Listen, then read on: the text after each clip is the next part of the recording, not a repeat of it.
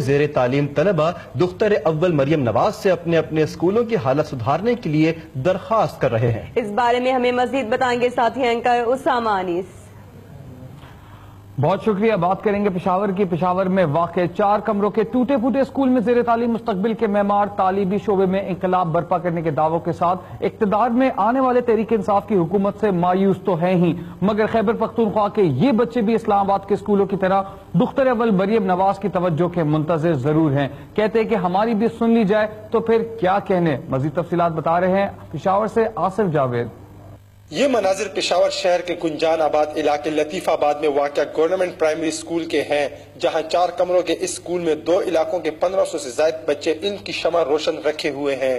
یہ اسکول اس لحاظ سے تاریخی اہمیت کا حامل ضرور قرار دیا جا سکتا ہے کہ یہاں نہ باتھ روم ہے اور نہ کوئی 4 دیواری۔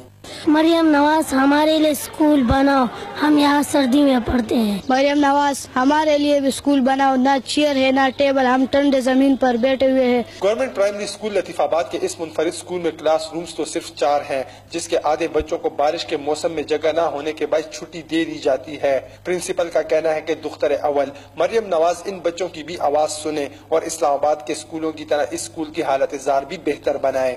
مریم نواز خدا کے لیے ہمارے لیے خیبر پختونخوا میں بھی اسی طرح اسکول بنائے جہاں اسلام آباد میں آپ نے بنائے نہیں ہے۔ اسکول کے لیے اراضی تو علاقے کے ایک خدا تر شخص نے دے دی، مگر حکومتی غفلت کی وجہ سے صفائی کی ابتر حالت کے باعث یہ اسکول کسی آثار قدیمہ کے منظر سے کم نہیں۔ ہر صوبے کے سرکاری اسکولوں کی آواز، ہمارے اسکول بھی سدھار مریم نواز۔ کیمرامین ملک محمد عادل زادہ کے ساتھ آصف جاوید، پشاور اب تک۔ مزید خبروں کے لیے آپ کو واپس لے چلیں گے مین اسٹوڈیوز کی جانب۔